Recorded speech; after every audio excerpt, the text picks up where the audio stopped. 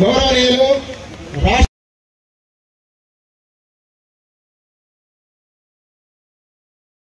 له ما في السماوات والأرض وهو العزيز الحكيم.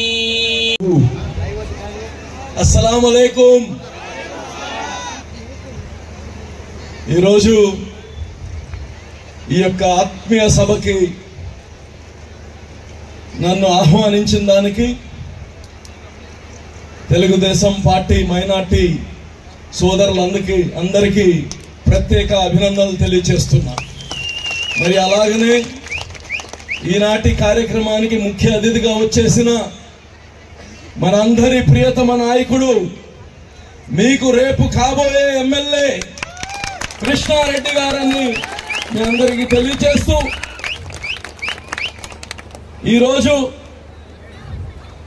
Muslims అందరు కానీ ఒక అయోమయంలో ఉన్నారు. ఎవరికి ఓట్లు వేయాలి? మొన్నటి దాకా ఒక్క అవకాశం ఇస్తే మన జీవితాలు బాగా చేస్తాడని చెప్పి వైఎస్ జగన్మోహన్ రెడ్డికి చాలా మంది ముస్లింస్ ఓటేయడం జరిగింది. వాళ్ళ నాయన ముస్లింస్ కి 4% రిజర్వేషన్ అంటే కాంగ్రెస్ 4% రిజర్వేషన్ తెచ్చింది. జగన్మోహన్ రెడ్డి ఇంకా మనకు బాగా చేస్తాడు, ఒక్క అవకాశం ఇస్తాం అని చెప్పి చాలా మంది తిరిగి అలు పెరగకుండా ఓట్లేయించి జగన్మోహన్ రెడ్డికి 151 సీట్లు ఇప్పించిన దాంట్లో సింహభాగం ముస్లింస్ అని కానీ మీ అందరికీ మనవి చేస్తాం.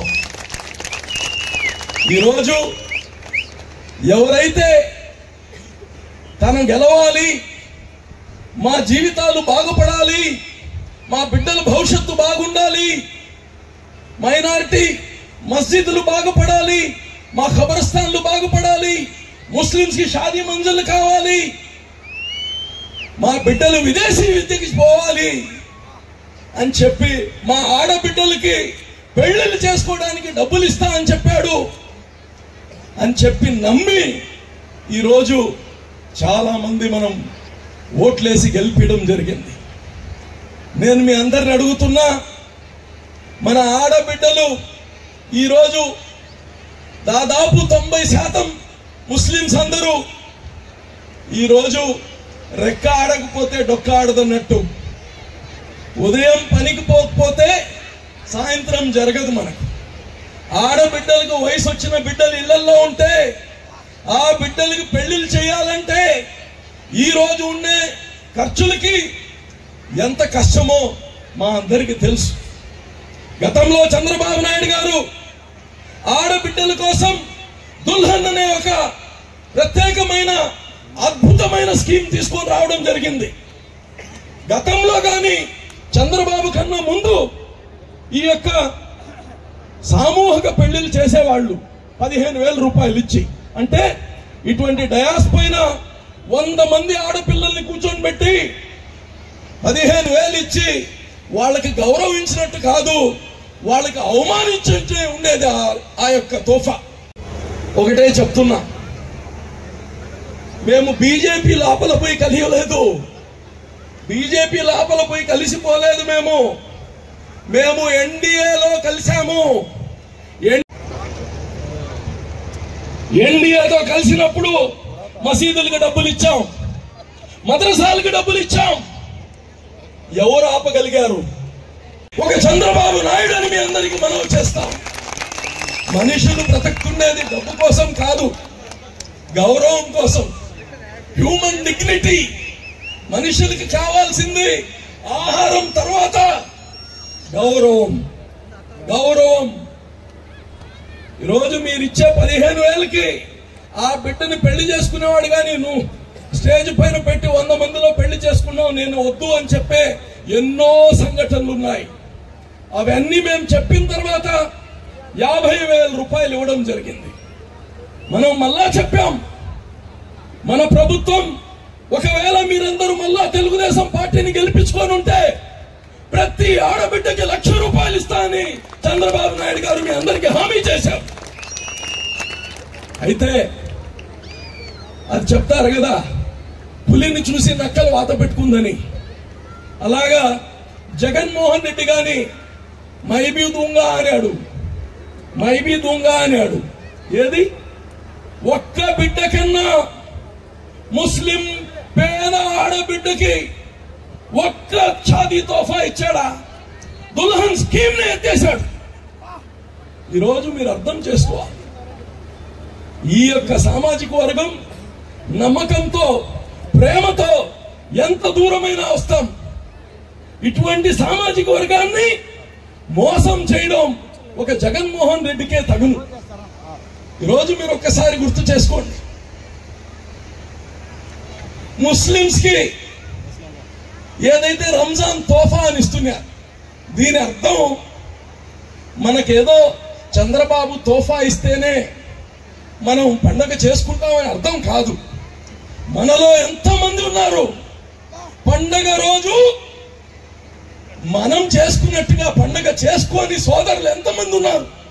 అందుకోసమే రంజాన్ ని ఈదుల్ ఫిత్ర్ అంటారు. ఆ ఫిత్రా ఏంటి?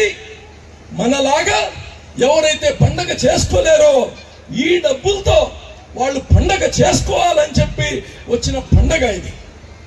ఇటువంటి రంజాన్ పండగలో చాలా మంది పేదవాళ్ళు పండగ చేసుకోలేకపోతున్నారు, అడగలేరు. మనం పెట్టాల్సిన వాళ్ళవి మనం పెట్టట్లేదు.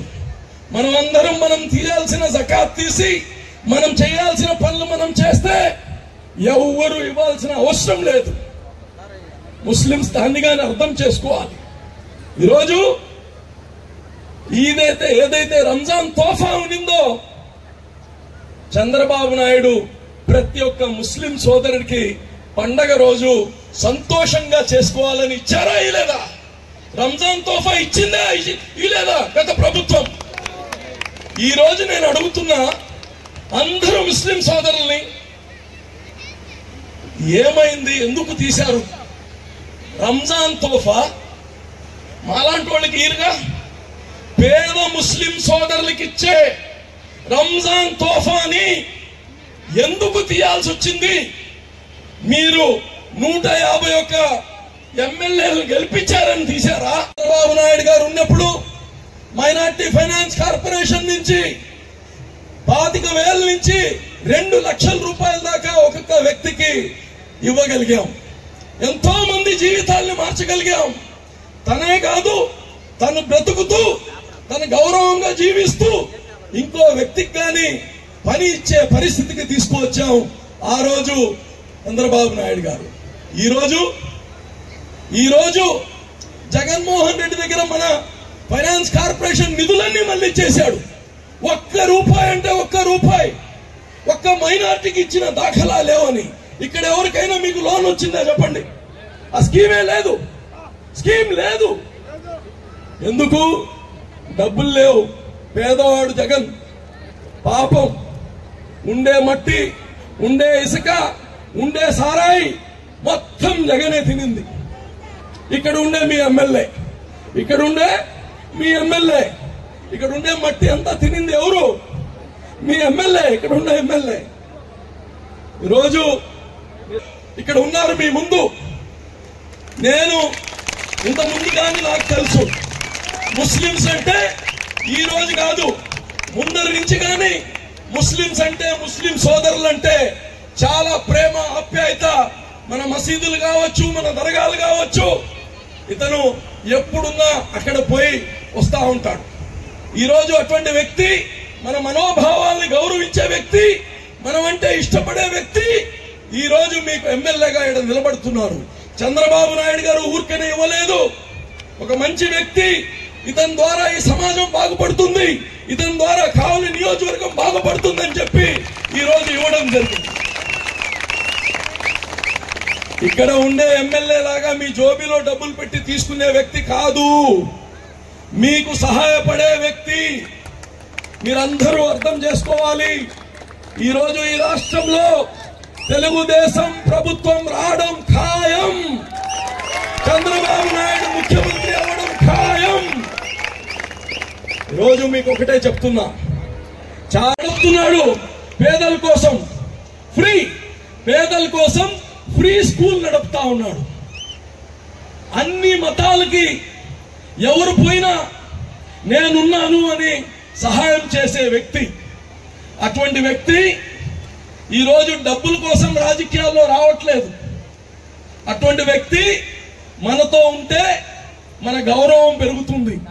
అటువంటి వ్యక్తి మనతో ఉంటే రేపు పార్లమెంట్ లో ఇక్కడ కూర్చో ఉండే ప్రతి సోదరి యొక్క ఆకాంక్ష రేపు పార్లమెంట్ లో గొంతు ఇప్పి మన తరపున పోరాడగలిగే వ్యక్తి వేమిరెడ్డి ప్రభాకర్ రెడ్డి అని మీ అందరినీ మనవి చేస్తున్నా.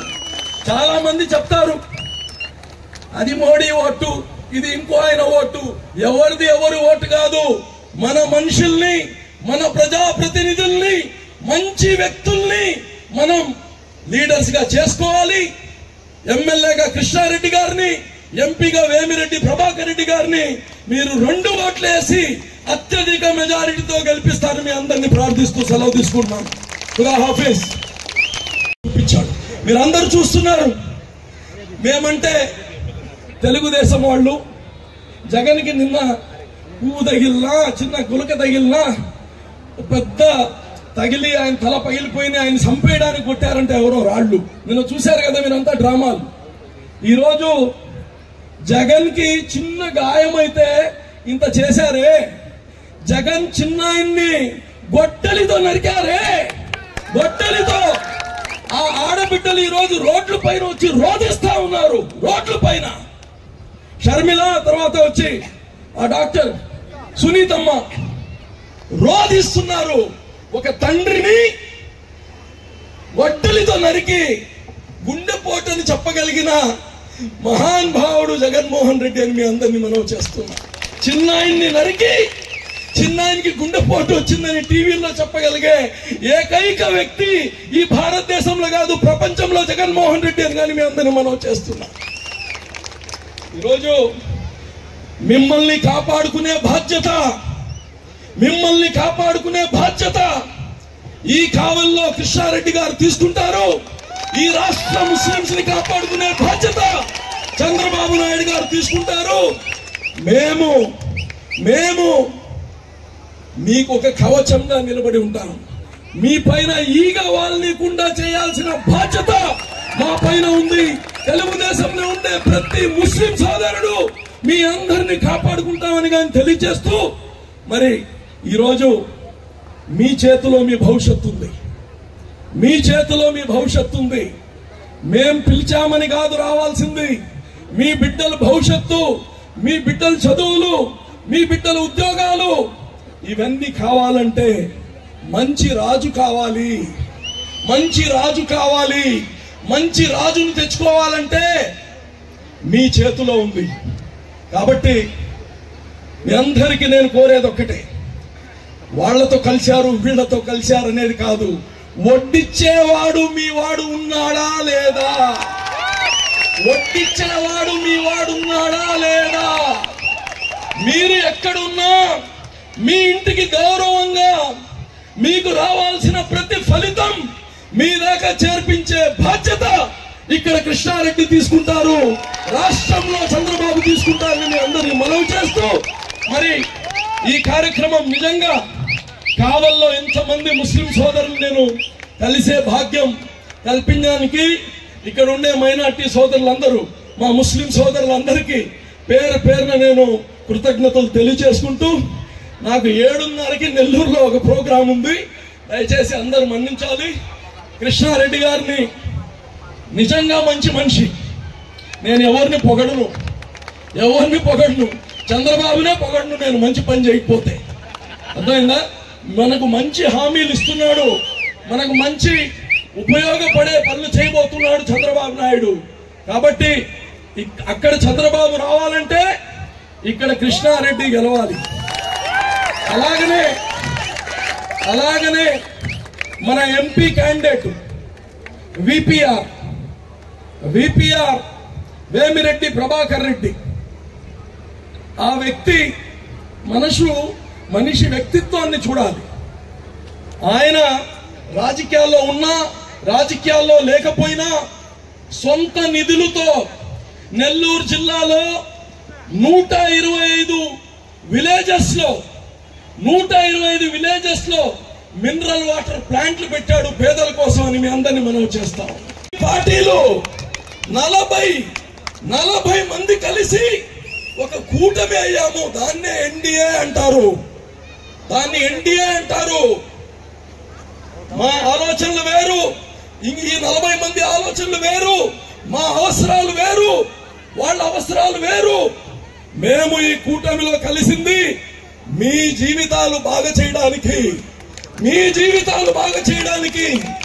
బిడ్డల జీవితాలు బాగా చేయడానికి, మీ భవిష్యత్తు బాగుండడానికి, ఈ రాష్ట్ర భవిష్యత్తు బాగుండడానికి మేము ఎన్డీఏలో కలిసాం. కానీ మేము దొడ్డిదారిన కలవలేదు. ఈ రాష్ట్ర బిడ్డల భవిష్యత్తు కోసం మేము ఒక సమ్మతికి వచ్చాం. ఈ 40 మంది పార్టీలు కలిసి ఎన్డీఏలో ఉన్నాం. మా అన్ని ఆలోచనలు ఒకటి కావు. మా ఆలోచనలు ఈ రాష్ట్రాన్ని బాగా చేయాలి. కొన్ని ఆలోచనలు మాకు వాళ్ళకి తేడా ఉండొచ్చు. అయితే మేము కలవడానికి కారణం ఈ ఆంధ్ర రాష్ట్ర భవిష్యత్తు కోసం. ఎందుకంటే జగన్ రెడ్డి బాగా చేస్తుంటే ఇంత దూరం రావాల్సిన అవసరం లేదు. జగన్ రెడ్డి రాష్ట్రాన్ని సర్వనాశనం చేసేశాడు. మన బిడ్డల భవిష్యత్తు అంధకారంలోకి తీసుకెళ్లిపోయాడు. అందుకోసమే అనేక విధాలుగా మనం వస్తే కానీ ఒక 40 సంవత్సరాల అనుభవం ఉండే వ్యక్తి మనకు ముఖ్యమంత్రిగా రావడం మన అదృష్టం. ఆయన ఆరోగ్యం ఈ రోజు కానీ సహకరించడం భగవంతుడు మనకిచ్చిన వరం. ఈ రోజు ఆయన వయసులో, చంద్రబాబు వయసులో మిగతా వాళ్ళు ఎక్కడున్నారు చూడండి. ఈ రాష్ట్రానికి చంద్రబాబు లాంటి మనిషి అవసరం, చంద్రబాబు లాంటి విజనరీ అవసరం, చంద్రబాబు లాంటి మేధావి అవసరం. సంక్షోభంలో ఉంది ఈ రాష్ట్రం, సంక్షోభంలో ఉంది. ఈరోజు ఇంకొకటి చెప్తాను, మీరందరూ ఒక్కసారి, సోదరులందరూ ఒక్కసారి వినాలి. 2014లో మేము ఎన్డీఏతో కలిసాం. మీకు గుర్తులేదా? 2014లో ఇప్పుడు ఎలాగైతే కలిసామో అలాగే ఎన్డీఏతో కలిసాం. అయితే మిమ్మల్ని అందరిని అడుగుతున్నా, ఎన్డీఏలో కలవనప్పుడా ఇమాములకి మేము గౌరవ వేతనం ఇచ్చింది? ఎవరు ఆపగలిగారు మమ్మల్ని? ఏ పార్టీ ఆపింది? ఈ రాష్ట్రాన్ని, ఈ రాష్ట్రంలో ఉండే మైనారిటీని కాపాడుకోవడం మా బాధ్యత. ఎన్డీఏతో కలిసినప్పుడు ఇమాములకు మౌజాన్కి జీతం ఇచ్చాం. ఎన్డీఏతో కలిసినప్పుడు రంజాన్ తోఫా ఇచ్చాం. ఎవరు ఆపారు మమ్మల్ని? ఎవరు ఆపలేదే. మా రాష్ట్రంలో ముస్లిం సోదరిమణులకి పండుగ చేసుకోవడానికి రంజాన్ తోఫా ఇయ్యొద్దని ఎవరు చెప్పలేదే. చెప్పినా మేము వినం. మా ముస్లిం సోదరులకి ఏమేమి ఇయ్యాలో అవన్నీ ఇస్తామని గౌరవంగా మీ అందరికి మనవి చేస్తున్నా. ఎన్డీఏతో కలిసినప్పుడు మేమిచ్చాం. ఇప్పుడు జగన్ రెడ్డి ఎందుకు తీసేశాడమ్మా? జగన్ రెడ్డి ఎందుకు తీశాడు అడగండి. అరే, ఒక పొట్లం వేయడానికి, సేమియా కొద్దిగా చక్కెర వేయడానికి నీకు మనసు లేదే? నువ్వేం బాగా చేస్తావు మా జీవితాలు? డబ్బులు లేక తీశారా? ప్రేమ లేదు. ఆ రోజే ముద్దులు పెట్టాడు, ముద్దలు తీసేశాడు. ఇది ముద్దులు పెట్టాడు, ముద్దలు తీసేశాడు జగన్మోహన్ రెడ్డి. అర్థం చేసుకోవాలి ముస్లిం సోదరులందరూ, అర్థం చేసుకోవాలి. ఈరోజు మీరందరూ ఒకసారి ఆలోచించండి. జగన్మోహన్ రెడ్డి గారు ఒక్క మసీదు కన్నా రిపేర్లకి డబ్బులు ఇచ్చాడా? ఒక్క మసీదు కన్నా ఇచ్చాడా? తెలుగుదేశం ప్రభుత్వం వచ్చినప్పుడు 2014 నుంచి 2019 దాకా ప్రతి మసీదుకి రంజాన్ రోజు సున్నాలు కొట్టుకోవాలి, రిపేర్లు చేయాలి, మసీదు పండుగ వాతావరణం ఉండాలని చెప్పి మసీదు చుట్టూ శానిటైజేషన్ చేయించాం. ఈరోజు లైట్లు లేవు, మసీద్ దగ్గర లైట్లు లేవు, క్లీనింగ్ లేదు, మసీదులకు ఒక్క రూపాయి ఇచ్చిన దాఖలా లేదు. ఎందువల్ల? మీరు నమ్మి గెలిపించిన దానికా? మీ పైన ప్రేమ ఎక్కువైపోయా? ఇదే కాదు, మనము ఎంత గొప్పవాళ్ళైనా, ఎంత ధనవంతులైనా, ఎంత మేధావులైనా మన ఇమాం వెనక మేము సిజ్దా చేయాల్సిందే. ఇమాం కాదు, ఇమాం వెనక నమాజ్ చేయాల్సిందే. అవునా కాదా? ఇమాం వెనక నమాజ్ చేయాలా లేదా? అటువంటి ఇమాముల్ని గౌరవించుకోవాలి.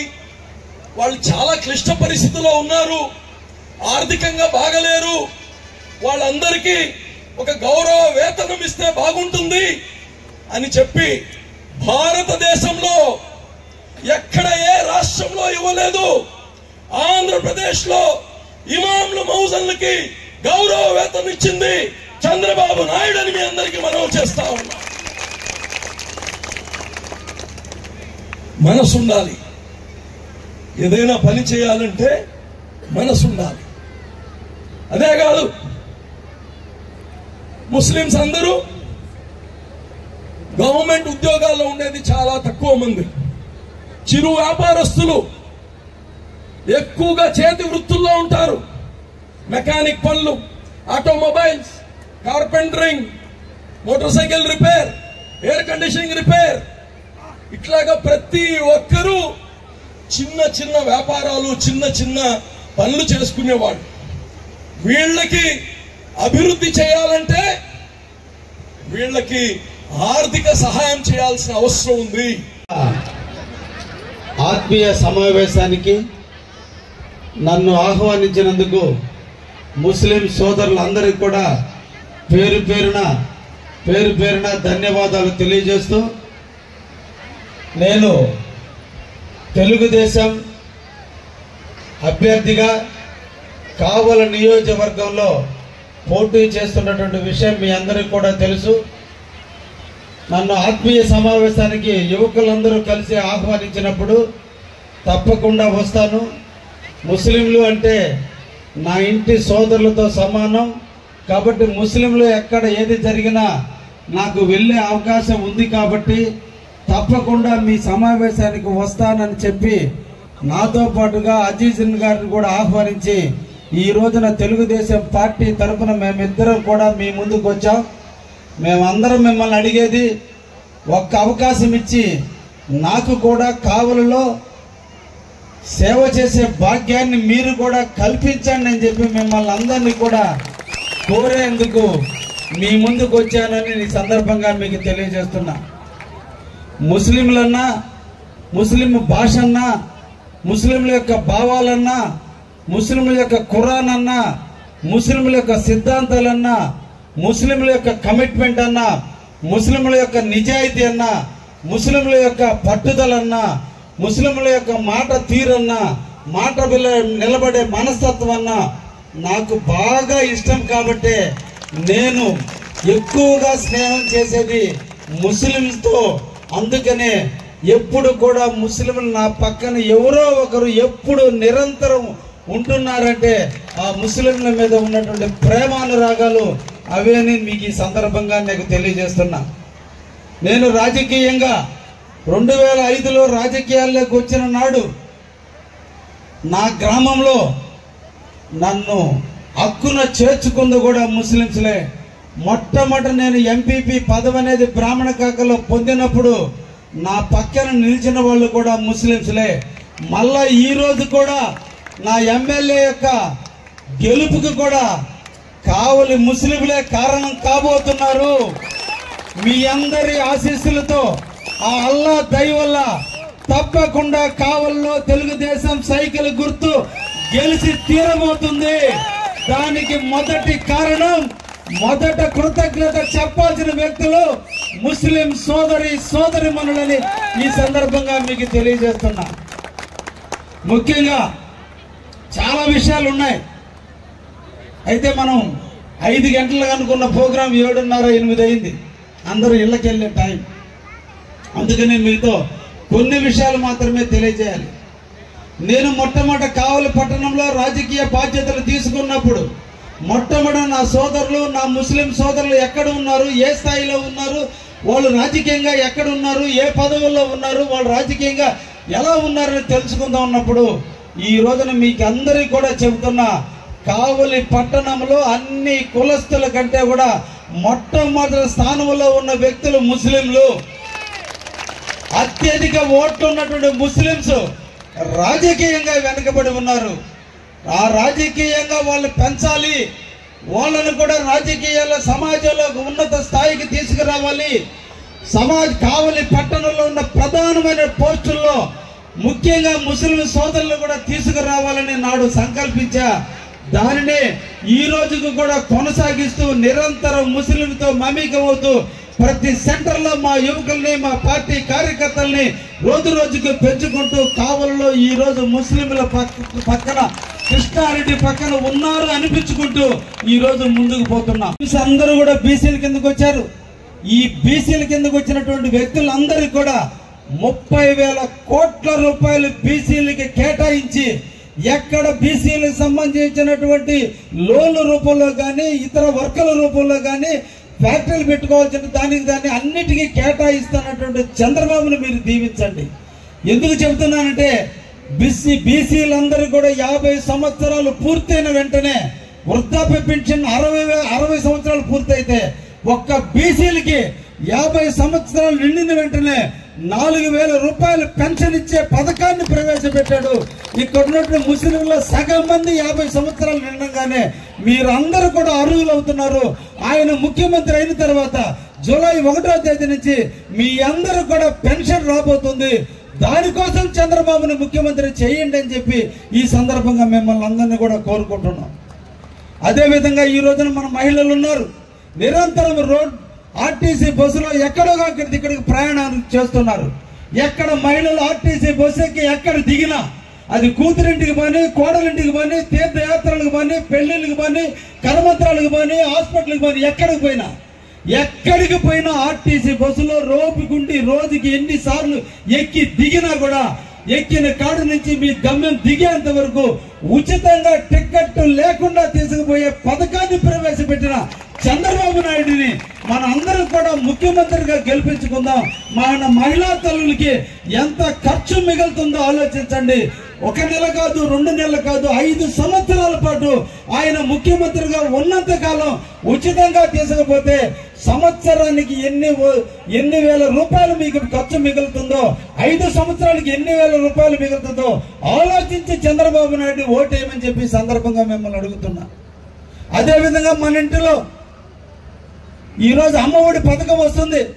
ఒక బిడ్డకి మాత్రమే అమ్మఒడి ఇస్తున్నారు. బాబు గారు చెబుతున్నారు, ఒక బిడ్డ కాదు, 2 కాదు, 3 కాదు, 4 కాదు, ఎంతమంది బిడ్డలున్నా ప్రతి బిడ్డకి 15,000 రూపాయల లెక్కన. ఒకరుంటే 15,000, 2 30,000, 3 45,000, 4 60,000, 5 మంది ఉంటే 75,000.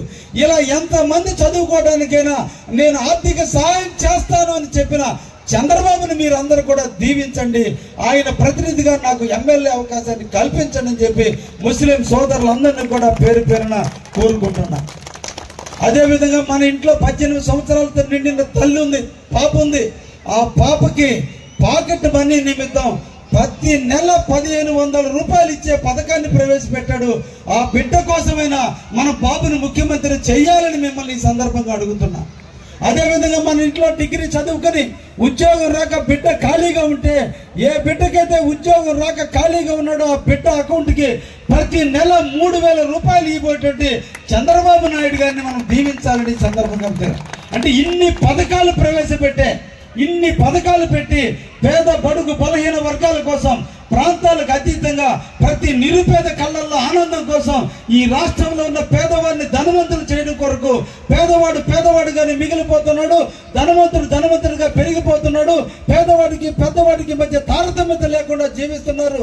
కాబట్టి పేదవాళ్ళని హక్కును చేర్చుకుని వాళ్ళను కూడా ధనవంతులు చేస్తూ బ్యాంకు రుణాల ద్వారా, ఉద్యోగ రూపకల్పన ద్వారా, ఇండస్ట్రీ తీసుకురావడం ద్వారా ఆంధ్రప్రదేశ్ ప్రగతిని పెంచితే మన జీవితాలు బాగుంటాయని తపనపడే చంద్రబాబు ఎక్కడ రౌడీజం చేస్తూ, ఇసుక అమ్ముకుంటూ, గ్రావులు అమ్ముకుంటూ, అందరినీ చంపుతూ, ఆఖరికి ఎస్వి రంగారావు కంటే కూడా నటనలో కూడా నేను తీసిపోననే విధంగా ఈ రోజున ఎలక్షన్ వస్తేనే కత్తులు వస్తాయి, ఎలక్షన్ వస్తేనే గాయాలు వస్తాయి.